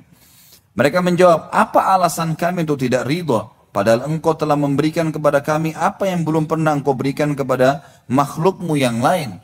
Maksudnya para malaikat pun yang mulia mereka bertugas. Setelah ahli surga masuk surga pun mereka masih menjalankan tugasnya ya, yang Allah SWT perintahkan. Mereka bukan menikmatin seperti kita. Jadi ada makhluk Allah yang tidak mendapatkan. Hewan-hewan mereka tidak masuk ke surga. Ya, tumbuh-tumbuhan ya sudah. Fasilitas selama di dunia sudah selesai. Walaupun hewan-hewan dibangkitkan nanti di mahsyar, kemudian akan dihisab. Kenapa hewan yang bertanduk menanduk temannya yang tidak bertanduk, gitu kan? Tapi sebagian ulama mengatakan setelah itu Allah SWT sudah hilangkan mereka, nggak ada lagi dibawa ke surga, gitu kan? Lalu Allah berfirman kepada mereka, aku akan memberikan kepada kalian yang lebih baik daripada itu. Mereka bertanya, wahai Rabb kami, wahai pencipta kami, adakah sesuatu yang lebih baik daripada semua ini? Udah luar biasa nih yang kau berikan kepada kami. Maka Allah menjawab, aku menghalalkan atas kalian keridhaanku dan aku tidak akan murka kepada kalian selama-lamanya. Dan ini sebuah karunia yang luar biasa. Karena Allah tidak akan marah lagi. Dalam sebuah riwayat lain kata Nabi SAW, maka semua penghuni surga senang dan ketahuilah penghuni surga tidak akan berbuat kesalahan. Nanti di surga kita tidak akan buat kesalahan. Walaupun Allah ridha, walaupun Allah membebaskan kita mengerjakan apa saja, ahli surga tidak akan buat kecuali kebaikan.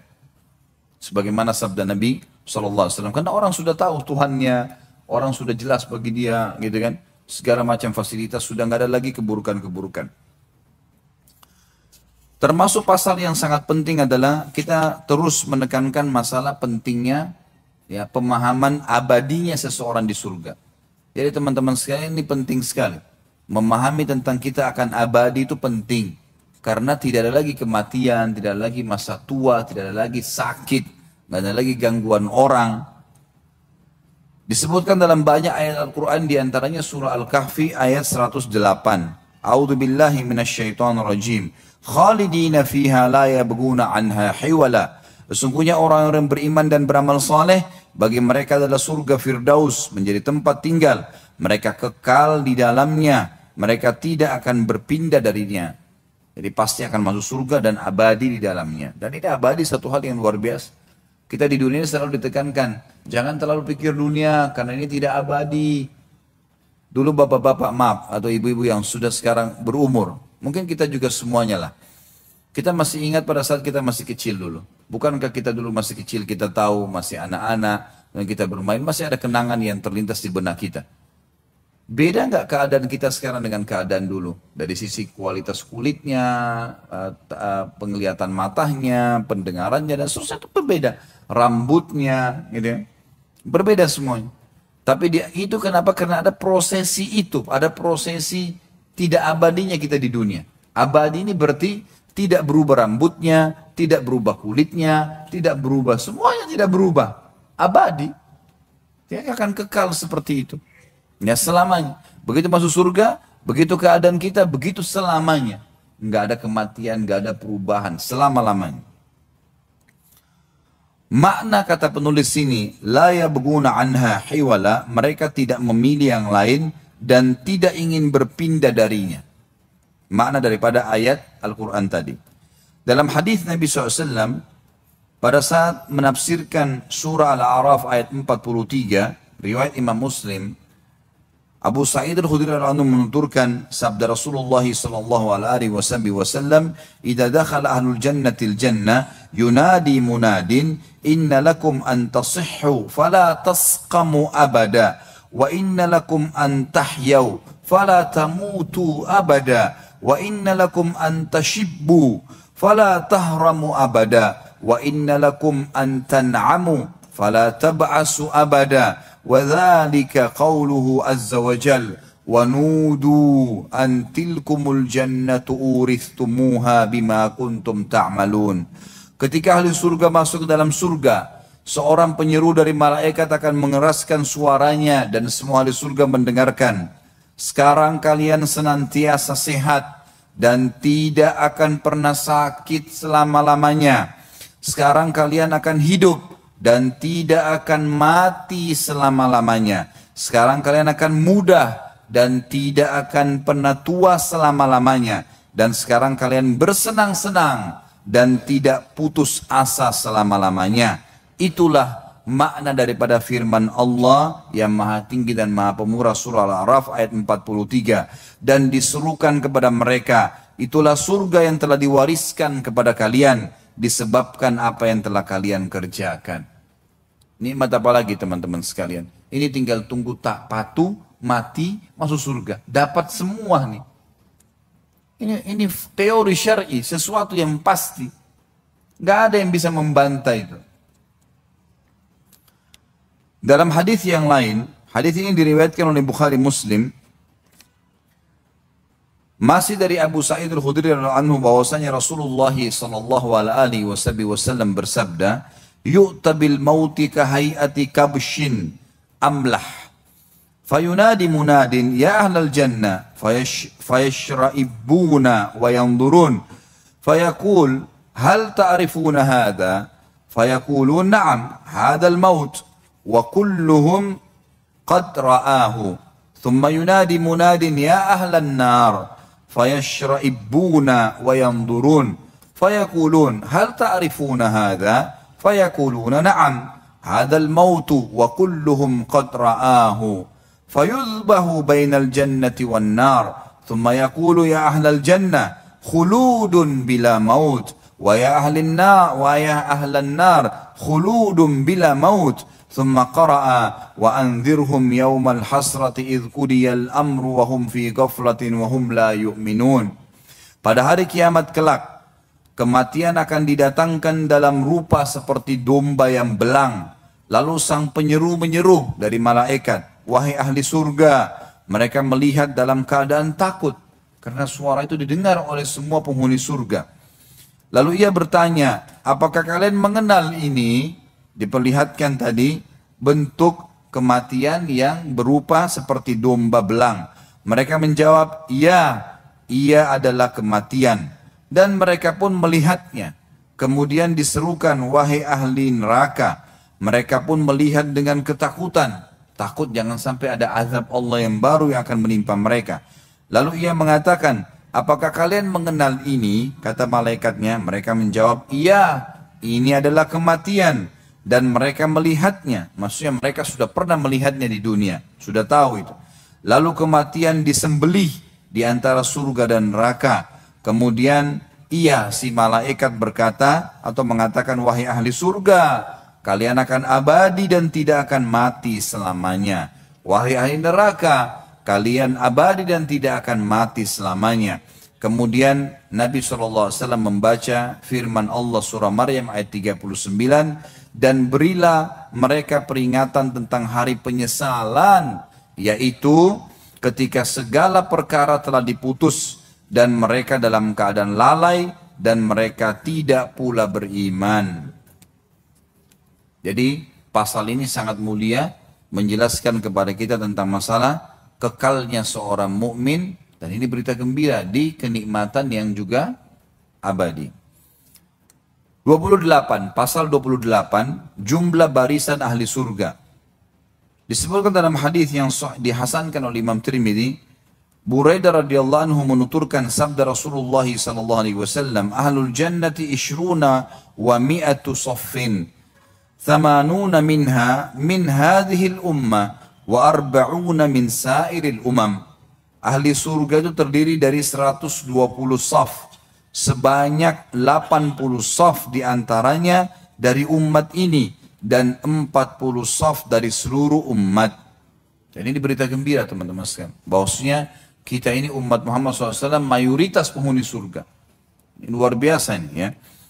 Abdullah bin Mas'ud radhiyallahu anhu mengatakan dalam hadis yang diriwayatkan Bukhari Muslim, kami pernah bersama Nabi SAW lalu beliau bertanya, apakah kalian ridha menjadi seperempat penghuni surga? Jadi kalau penghuni surga sekian jumlahnya, seperempatnya kalian. Maka kami menjawab, iya, tentu ya Rasulullah. Beliau menjawab, bertanya lagi, apakah kalian ridho kalau kalian menjadi sepertiga ahli surga? Maka kami pun menjawab, iya.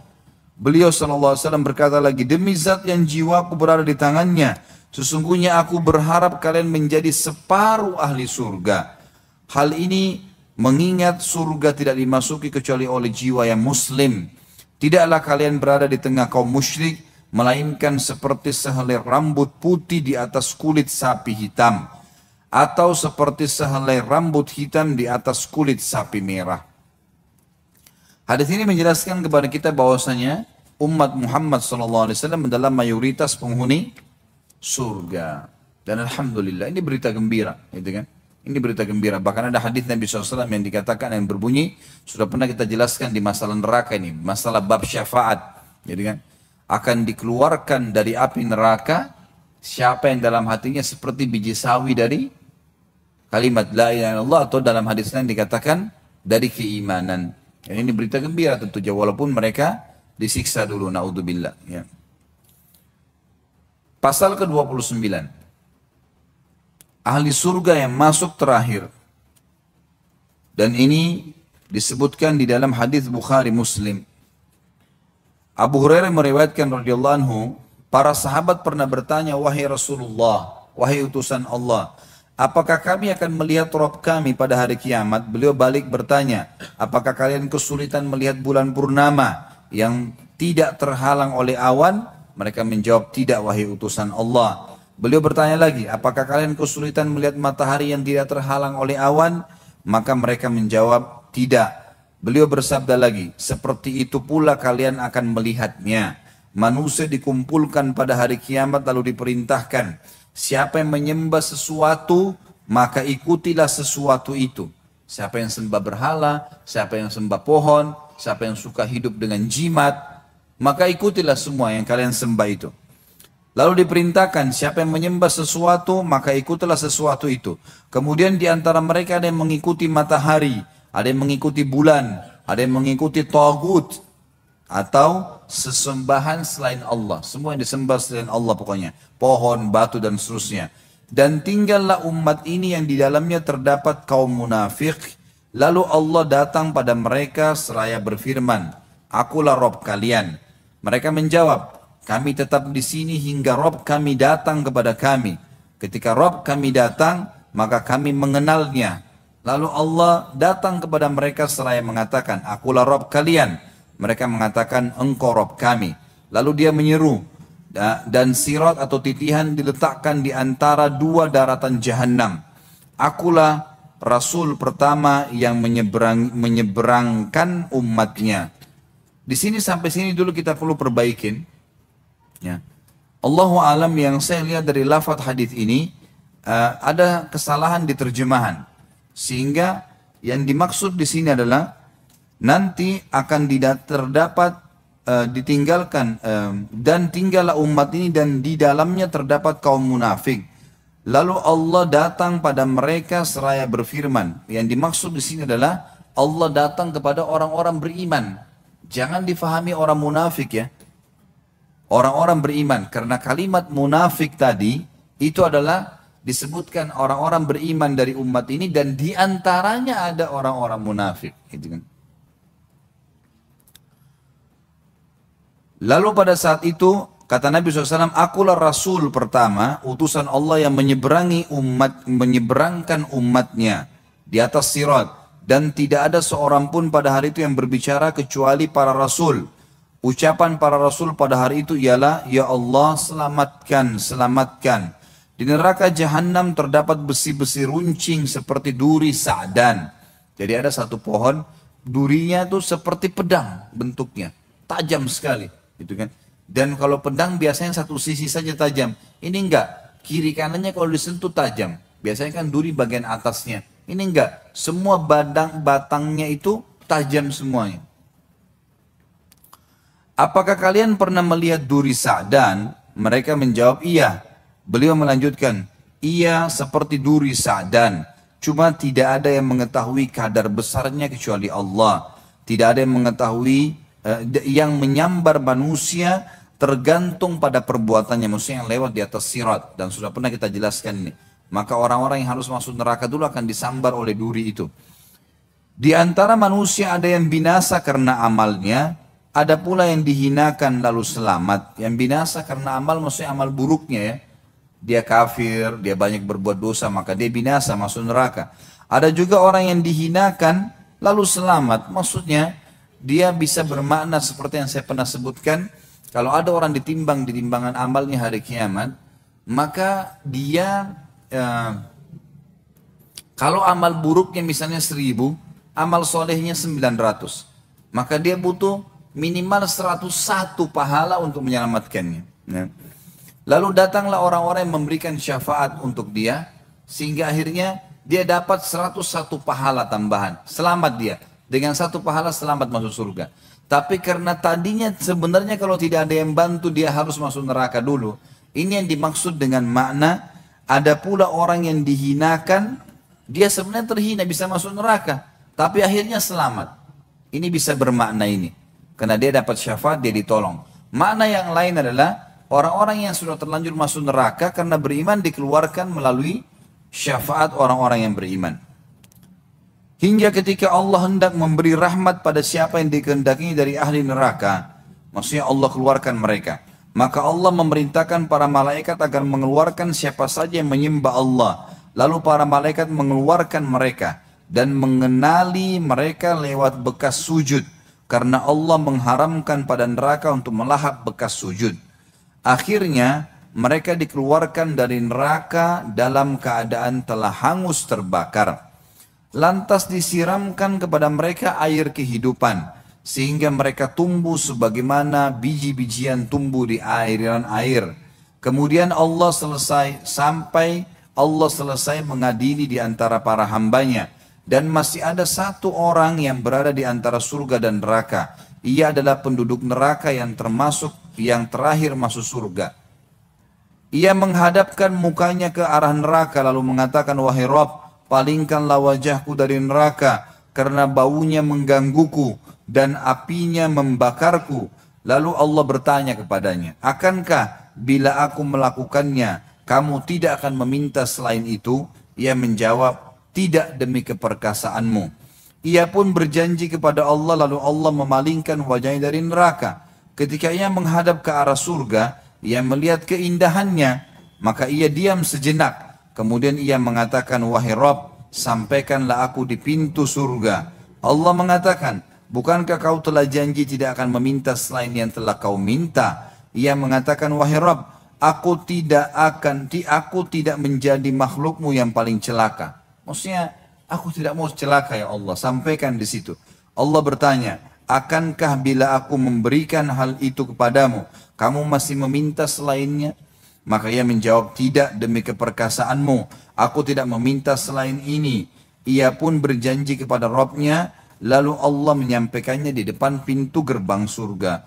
Ketika sampai di pintu surga, ia melihat keindahan berikut isinya, berupa kesenangan dan kegembiraan. Maka ia diam sejenak, lalu ia mengatakan, wahai Rabb, masukkanlah aku ke dalam surga. Allah menjawab, kasihan engkau wahai manusia, betapa engkau ingkar janji. Bukankah engkau berjanji berkali-kali kepadaku untuk tidak meminta selain apa yang telah engkau minta? Ia mengatakan, wahai Rabb, jangan jadikan aku sebagai makhlukmu yang paling celaka. Allah pun tertawa kepadanya, kemudian mengizinkannya masuk surga. Seraya mengatakan, berangan-anganlah. Ia pun berangan-angan, hingga ketika terputus angan-angannya, Allah mengatakan, itu akan kau dapatkan.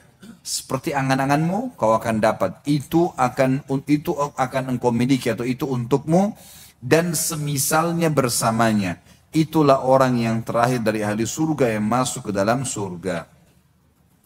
Dalam riwayat lain Bapak Ibu sekalian, berhubungan dengan masalah yang juga dalam hadis sahih dikatakan, akan keluar penduduk surga yang terakhir dari neraka. Tidak ada lagi orang di neraka selain dia. Kemudian dia keluar dalam kondisi berdiri jatuh, dan sebagian tubuhnya mengeluarkan asap karena hangus. Sudah sekian tahun disiksa, gitu kan? Sekian ribu tahun mungkin disiksa, karena orang terakhir dari neraka. Kemudian dia berlari, berusaha menjauhkan diri dari neraka, lalu dia mengatakan, ya Allah selamatkan aku dari neraka. Setelah dia jauh, dia mengatakan, segala puji bagi Allah yang telah menyelamatkan aku darimu, sambil dia menunjuk ke arah neraka. Dari kejauhan Allah Maha Tinggi dan Maha Pemurah memperlihatkan untuknya sebuah pohon yang dia lihat ada rindang, seperti kalau kita lagi panas sekali, kemudian kita temukan ada pohon yang rindang, kita bisa berteduh sebentar, rasanya nyaman. Orang ini ribuan tahun tidak pernah merasakan kenikmatan.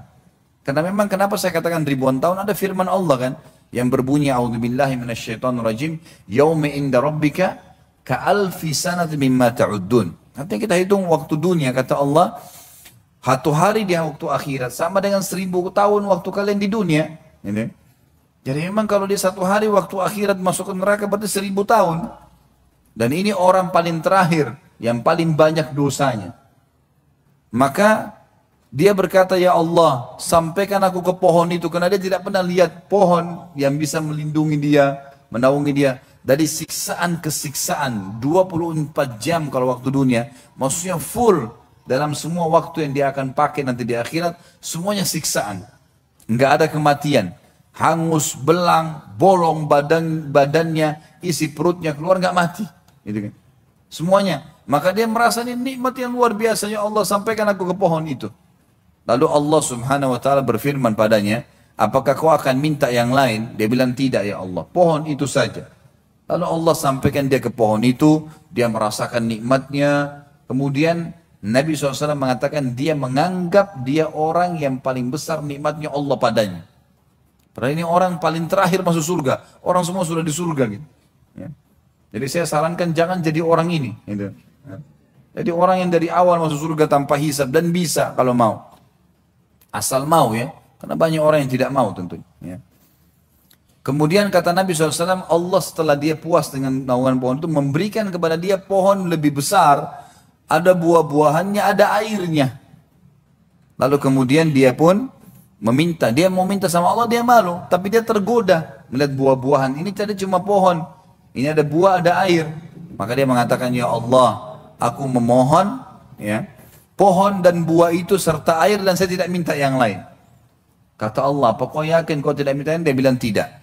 Maka Allah pun menyampaikan di pohon tersebut. Dia makan, dia nikmatin airnya, segala macam. Dan dia menganggap dia orang yang paling besar, nikmat Allah padanya. Kemudian setelah dia puas, Allah SWT dari kejauhan membukakan baginya pintu gerbang surga. Tercium olehnya bau wangi surga. Lalu dia lihat orang-orang surga pakai baju sutra, luar biasa fasilitas istanahnya, kenikmatan yang abadi, luar biasa. Dia mau minta sama Allah tapi dia malu. Dia sudah janji tadi tidak minta yang lain, cuma surga. Maka dia bilang, ya Allah masukkan aku ke dalam surgamu dan aku tidak akan minta yang lain.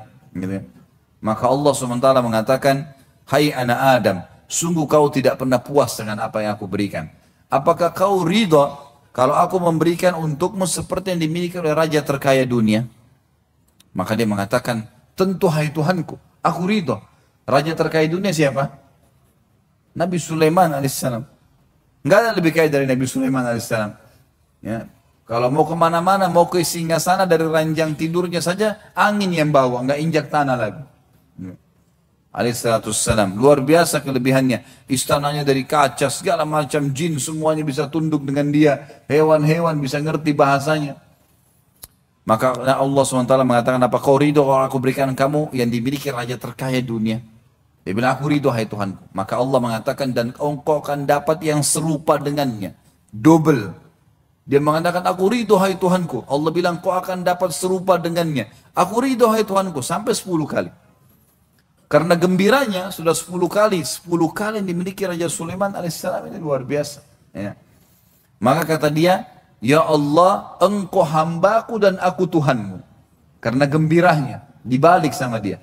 Lalu Nabi SAW tersenyum menyampaikan hadis ini sampai urat leher beliau terlihat alaihissalam. Kita gembira. Ini nikmat orang yang paling rendah di surga.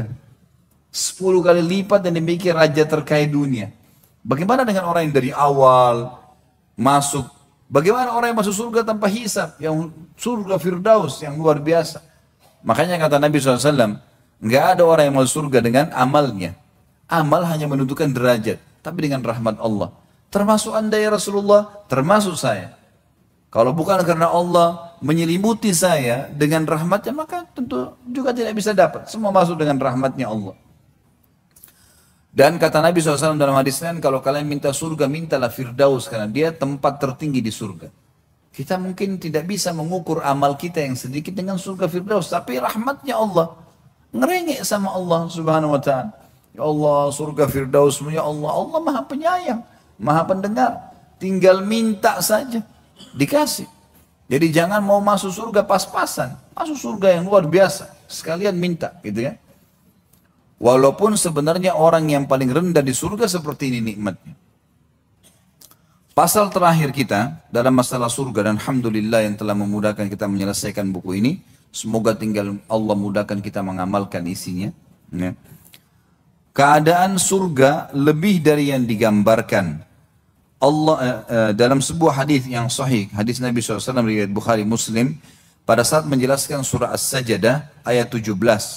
Abu Hurairah radhiyallahu anhu meriwayatkan sabda Nabi sallallahu alaihi wasallam, qala Allah azza wa jalla, a'dadtu li'ibadi salihina ma la 'ainun ra'at wa la udhunun sami'at wa la khatara 'ala qalbi bashar misdaqu dhalika fi kitabillah fala ta'lamu nafsum ma ukhfiya lahum min qurrati a'yunin jazaa'an bima kanu ya'malun. Allah berfirman, Allah yang maha tinggi dan maha pemurah berfirman, aku telah siapkan untuk hamba-hambaku yang saleh. Saleh mengerjakan semua perintah, tinggalkan larangan. Apa yang tidak pernah dilihat oleh mata, tidak didengar oleh telinga, dan tidak pula terlintas di hati manusia. Bukti hal tersebut terdapat dalam kitabullah yang berbunyi dalam surah Sajdah ayat 17, seseorang tidak mengetahui apa yang disembunyikan untuk mereka, yaitu bermacam-macam nikmat yang menyedapkan pandangan mata sebagai balasan terhadap apa yang telah mereka kerjakan. Di dalam hadis Bukhari yang lain, Sahal bin Sa'ad As-Sa'idi radhiyallahu anhu menuturkan sabda Rasulullah sallallahu alaihi wasallam, tempat cemeti di surga itu lebih baik daripada dunia dan seluruh isinya. Tempat sapu tangan lebih baik daripada dunia dan seluruh isinya.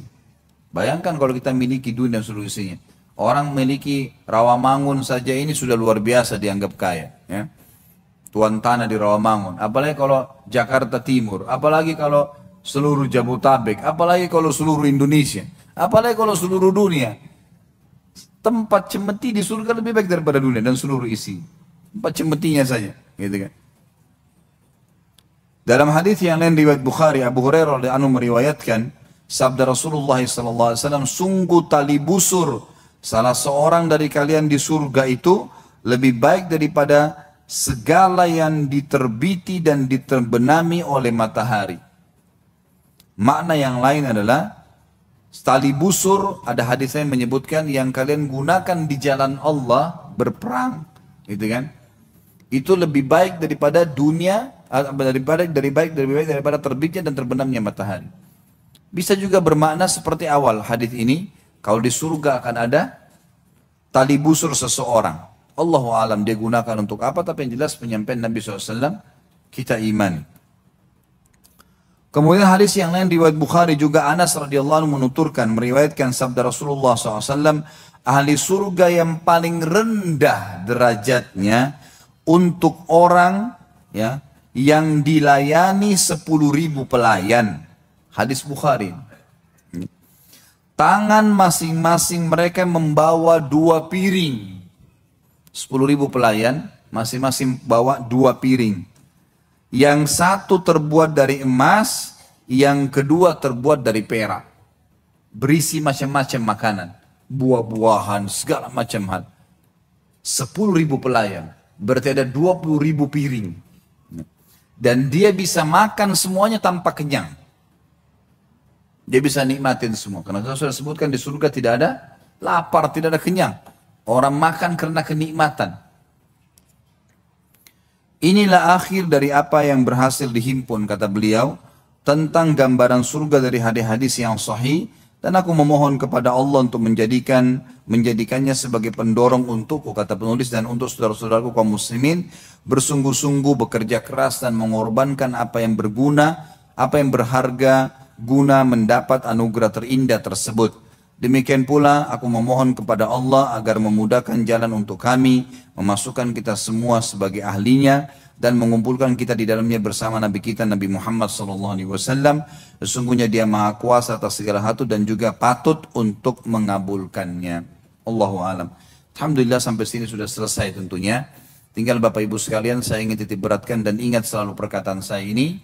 Kita hadiri majelis ilmu ini bukan untuk seremoni, bukan untuk ngeramein, bukan hanya sekedar diajak oleh teman, bukan hanya sekedar mau tahu apa isinya, gitu kan? Bukan untuk testimoni, nggak usah tes-tes datang ke sini, gitu kan? Tujuan kita untuk mendapatkan ilmu, nggak usah lihat saya yang berbicara, tapi lihat apa yang sedang disampaikan, bermanfaat, punya dalil yang jelas, ambil, yakini, amalkan, meninggal insya Allah kita akan dapatkan apa yang dijanjikan. Penting sekali untuk itu. Banyak orang punya ilmu, tapi tidak mau mengamalkan. Tidak bermanfaat bagi dia.